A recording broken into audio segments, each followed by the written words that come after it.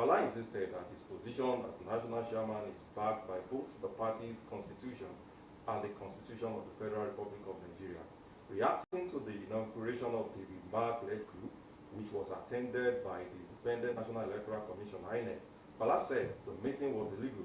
I was the national chairman, and at that time, and I should have presided over it. The Constitution states that if the national chairman resigns, the deputy national chairman takes over. On that day, the then chairman resigned, and I assumed office immediately. The meeting led by Nwosu and others was unconstitutional. INEC may have been present, but they were not aware of all the facts, including the resignation letter and my rightful succession. I've never resigned from my position.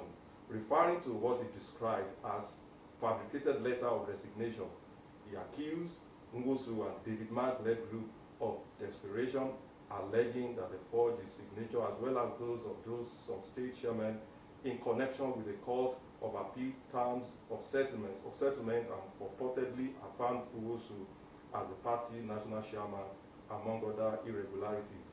For more on that story, you can check The Nation this morning. But one would just like why the party that is forthcoming to be a formidable force, at least to contest against the APC, is having faction at this point in time. It's too early for that. Well, it's too early, no doubt, but it has been like that for a while now. And 2027, I don't know how it's going to be, but it's going to be hard, and I can't wait.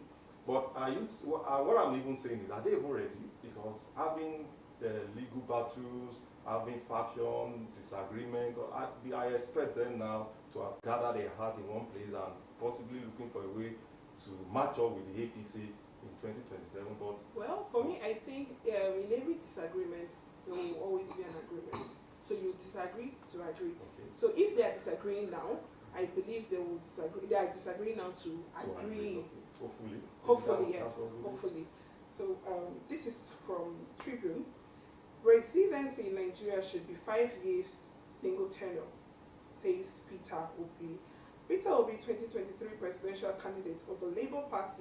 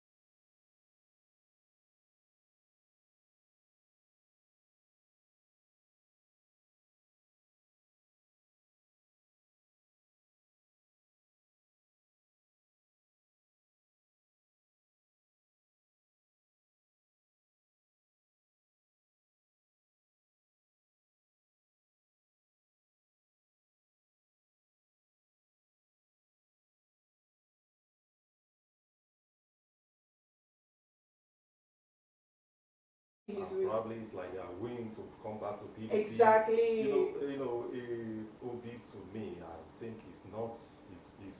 actually a potential candidate, but I believe by now we should know where exactly he's going.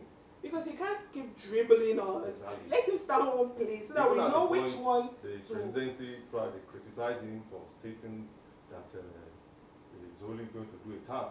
And that's more looking like deception, because for an average Nigerian politician, it's all about interest. And the moment you are given that opportunity to have a taste of power intoxicates. Exactly, and it intoxicates absolutely. So what's the possibility? What assurance are you giving that eventually, if you are given the opportunity, he will not go for second term? Well, Well, let's just say, hopefully if he gets elected, let's see if he will keep to his word. that's like, okay, let's see that. And from the Nation, I'm taking the Daily Straws and with this story.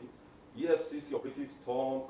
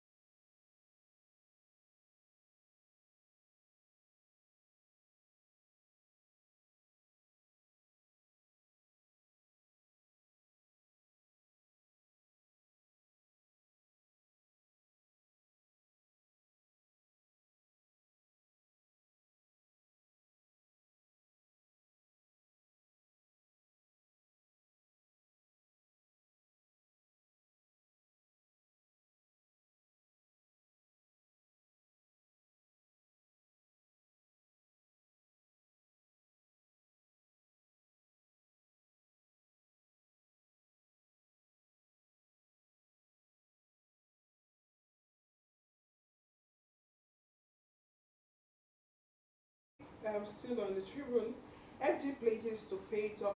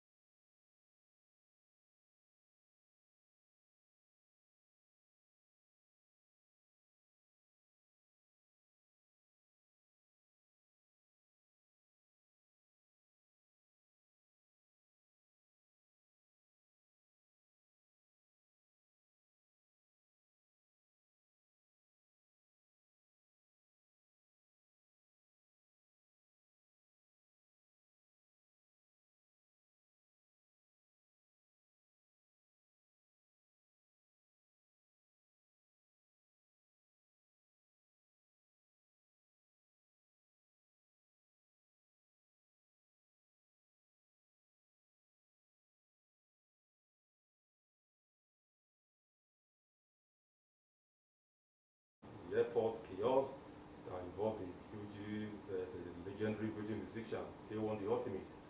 Airport chaos, Kwan's apology for flat. In Nigeria, bad behavior often cascades from the top, with the so-called big man's impunity undermining integrity in every aspect of national life.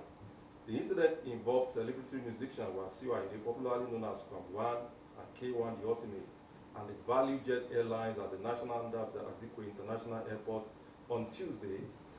Okay, exemplifies this troubling trend. A viral video showed the Fuji musician standing in front of the aircraft, attempting to block the plane from taxiing. This reckless action endangered not only the lives of the passenger and the crew, In other countries, such conduct might be treated as a terrorist act. That story keeps spreading, and one should have expected a man of that caliber to behave himself. That way. Even if you have your grievances, there are other ways you can pass that across. Even the governor of Ekiti said that. He said if this was done in the West, he would have been arrested. Of course. Yes, he would have been arrested. But the case is still on. Investigation is still on. For me, I still feel he should be arrested. To give out an example, for others, so that next time someone will not want to do such or in another way, and if he's free and not just let go just like that, someone wants to do something similar, not exactly that way, but similar to it or in a different way. And if we keep letting go, that's how corruption, it doesn't stop. It keeps growing. Whatever motivated him into standing in front of a plane, like an Aguero trying to extort money. First, from he was trying to commit suicide.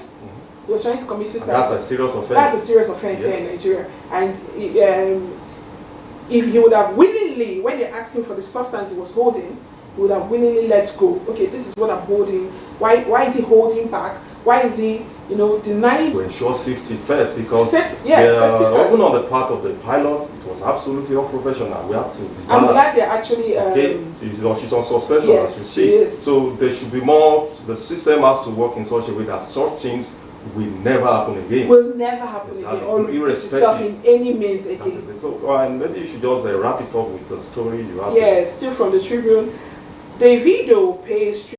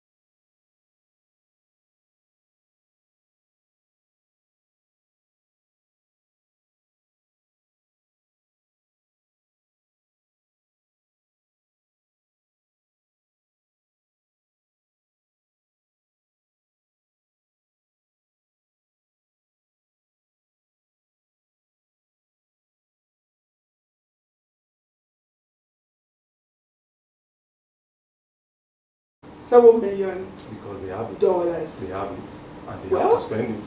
Well, we still have, some Nigerians still struggling to eat a meal a day. I'm not against. But that's not his responsibility. Well, true, that's not responsibility. But where are they saying all this money? But don't be too sure. They are not also involved in all these social services. But they keep complaining there's no money in Nigeria. There's no money in the country. Not for everybody. You have to know that. Maybe we should just drop it there, and that's how far we'll go on newspaper review. We'll take a break now. When we come back, we'll be hitting the topical discussion of the day. Stay with me right now.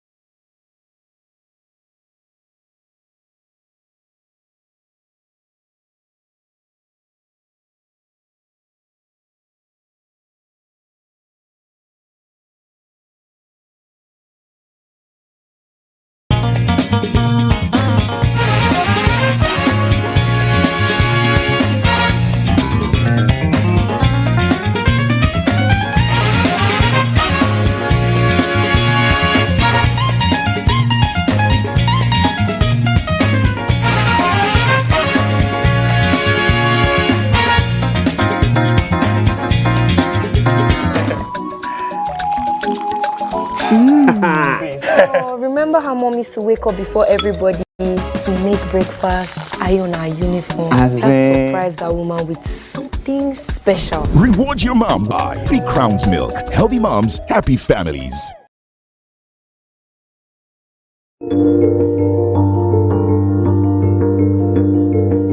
Pa Ruben Famuyide Fashiranti was born on May 11, 1926 in Ushu, a proud community within Akure land. He has lived nearly a century of influence, service, and unshakable moral leadership. A nationalist, Awoist, teacher, and Yoruba statesman. His life reflects the enduring values of the Yoruba concept of Omoluabi, wisdom, humility, and uprightness. Though raised in Ushu, it was in Akure, the capital of Ondo State, that his legacy took deep roots. He became one of Akure's most illustrious sons, not only for his achievements, but for his principles.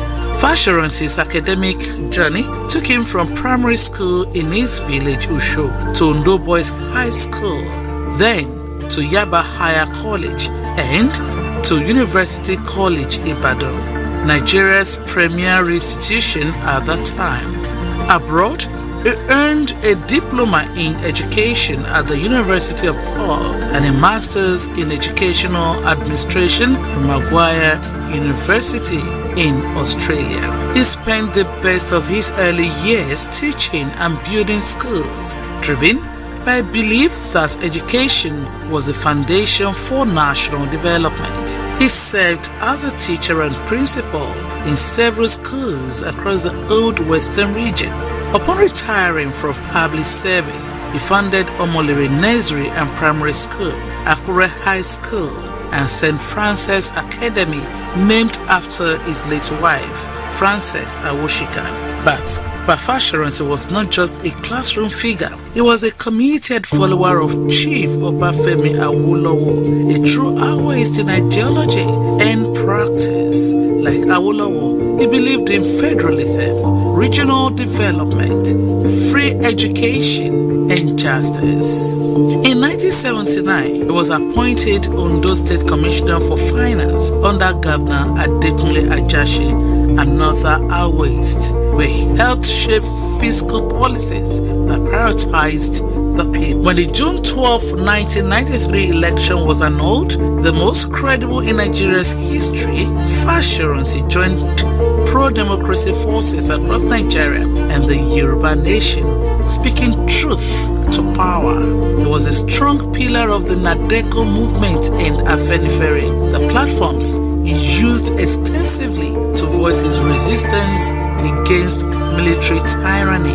In 2008, he became the national leader of Afenifere, where he preached unity, accountability, restructuring, and the preservation of Yoruba identity.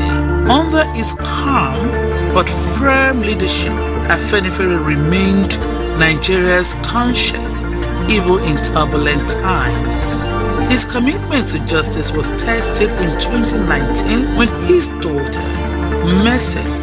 Funke Olakunri, was tragically killed by suspected herdsmen on the highway. Even in grief, he chose the path of peace, calling for national reform, not revenge. In 2021, at the age of 95, he stepped aside from Afenifere leadership, demonstrating once again that power for him was never about position but about purpose. As Nigeria marked its democratic milestones, his name was never far from national praise from presidents, governors, intellectuals, and common people alike. In 2025, on his 99th birthday, he renewed his hope in Nigeria under the leadership of President Tinubu, calling it a path to progress and greatness. Today, Pa Ruben Fashoranti is not just an older statesman, he is a national symbol, a bridge between generations, a compass for Yoruba politics, and a moral voice for Nigeria's future. He represents what leadership should be, not loud but lasting, not forceful but firm, not selfish but sacrificial.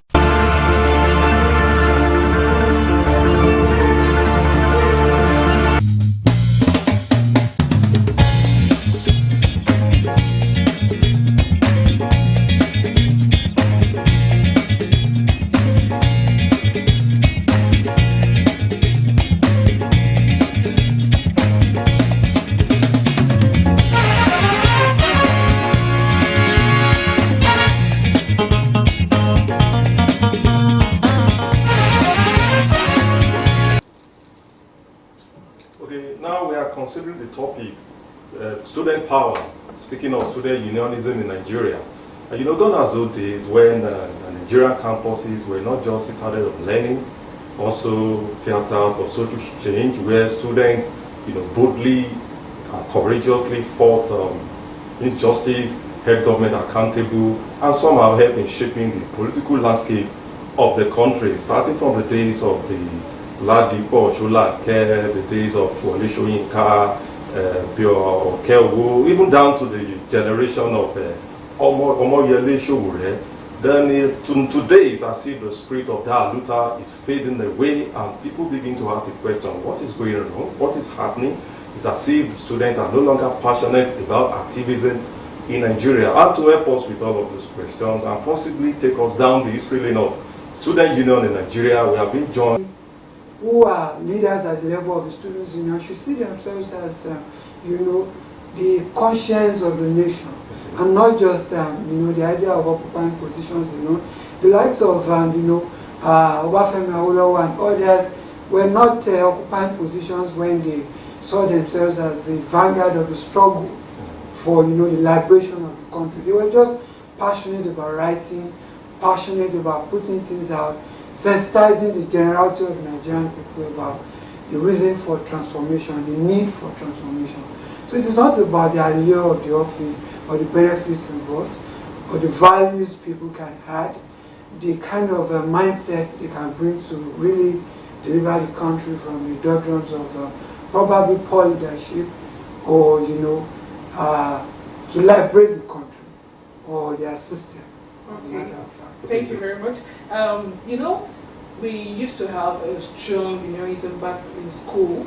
You know, we had times where they can't just increase school fees. You know, they have to sit down and deliberate on it. If it's comfortable, acceptable to the students, you know, we have the students' interest at heart. Then we have our leaders, the student leaders, that will, you know, fight the school association, the school authorities, if whatever they have brought up is against the rights of the students. So currently now, in our present day, we have interferences from these school leaders and the school itself. You know, for instance, now you can in an institution they can increase the school fees. I'm just giving an instance. And so the government of the day trying to penetrate the students' union by deciding who become leaders at these levels. And you know, there's this very popular idea that says, you place the piper dictates the tune. So when you deliver someone at the level of the election, there's a tendency that you have a level of control over the person. So when they deliver people at the level of the students' union elections, then they have capacity to control them in times when students actually yearn for passionate struggles that will deliver them from all sorts of oppressive policies. So it is difficult, it is practically difficult for this set of leaders to really look the management in the face and say, no, we are not going to do this, or to look the government of the day in the face. Look at the National Association of Nigerian Students. Nowadays, you cannot be a leader at that level without being sponsored by a politician. You have to be in fact, politician. Of authoritative document on students unionism in Nigerian universities, and those books have been able to help me to compile. Before we go into all of that, I want to talk about your book. I read it somewhere, the teaser, where you, on the blog, where you talked about the fact that student unionism is dead in Nigeria, and there is a need for resuscitation to rescue it. What do you mean by that? Is it that we don't have people vying for offices of the student union, or we don't have people being involved in the activism again? What do you mean by that? I think the idea of being a student's leader goes beyond being a student's politician or participating in students' politics alone. Apart from my experience within the Nigerian political climate, particularly relating to students, I've been able to go to other countries in Africa, like Ghana, Benin Republic, you know, talking about when you say it's difficult, it's making it look like this is impossible. But no, you cannot say it's practically impossible. It is not impossible. they are being apolitical, there's no doubt about that. And one way or the other, they are the future. You understand what I'm saying? So we have to get them involved. What do we really need to do to actually, sensitize this generation of people on why they need to be actively involved, even starting from the level of student unionism, taking charge of the cause of the country? I mentioned what I've been doing from my own end as an intellectual, which is... No, you were once a student union leader. Yes, sir. So the responsibility is still on you to actually sensitize the youth on why they really need to be actively involved. Yes. What do you think we can really do to bring them on board? One of the things I think we can do is to... Can we also say, because we also know the fact, we can't deny the fact that Nigerian politics is being monetized, it's always for money bag issue. Yes. So can we say it has degenerated to student unionism? Do we have that in the election of student union in tertiary institution as we speak? Yes, monetization of elections. Yes, it has what operates in the mainstream politics has literally broken into students' unionism. And nowadays, it is particularly difficult for you to even win on the platter of the ideas any longer. You would have to, have connections with politicians outside the system. You need to spend money. Students want to see how much you can throw around and all. And I think there's a need for us to sensitize students on many of those things, because there's a need for us to go back to that, glorious day of or days of students' unionism, when you can easily talk to students, talk to things that are affecting them, and they see reasons to run with you. Though it still happens in some places, particularly at the University of Ibadan. I think at a point in the history of the university, there was a time when there was a repressive students' unionism on that campus, and students found a reason to really elect someone who is going to really liberate them. And a lot of things, it still happens, but it is not the way it used to be. It's as the glorious days of students' unionism is now defunct. And there are a lot of things that really play into students' unionism. I talk about the interference of the management as well as partisan politicians outside the system, and the monetization that I talked about is part of the issues, played out in the students, in the students' environment. And students don't have a say any longer, because their voices have been taken away. Periods where they became socialist. Socialism is a system of government that prioritizes the interests of the people. And then they don't even spend money. They work together. They support themselves. They wear things that are not expensive. And they call themselves comrades. But nowadays, you barely see student leaders who want to be selfless, who want to prioritize the interests of the collective population of the people. If you can remember in 1962, when there was the introduction of the Anglo-Defense Pact, and Nigerian students were at the vanguard of the struggle for, the abolition of this initiative. Because as at then, the British people were willing to come into the system with arms and ammunition, wanting to encroach on the sovereignty of Nigeria as a country. But the students led the struggle because they could read. They could access documents on many of these things. Yes, they were familiar with the news. They were, conversant with what was going on at that time. Crusaders of the First Republic. Yes, and they led the struggle. Intellectuals like the likes of Anthony and Nauro, Obafemi Awolowo were also supporting the students with their writings. But nowadays, even our politicians are no longer intellectuals. You see a lot of, badly educated people, criminals, infiltrating our political setting. So the intellectual perspectives are no longer there. And the students also don't even have a kind of platform they could rely on to, push many of these ideas, because, they will be punished. They will be, people are scared of being punished. They are scared of being jailed. They are scared of being, exposed to a lot of oppressive policies.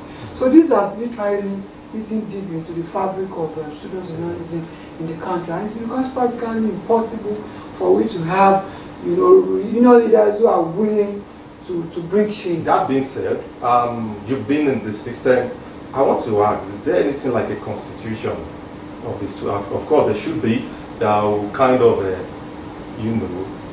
institute the concept of leadership accountability, that if you are found lacking in your duties, there should be a system that should check you and probably make you accountable, particularly in trying to deliver your campaign manifesto as a student union leader, there will be president, be vice president, financial sec, and on. What is the constitution of is there anything like that to actually, like a check and balances, to hold them accountable? I would say there are constitutions of different students now. And these constitutions, yes, they are really active, but you know, there's a limit to how these constitutions operate, because the management still tend to have, you know, a say in the implementation of National Assembly. In, you know, the governing councils and the senate of their different universities.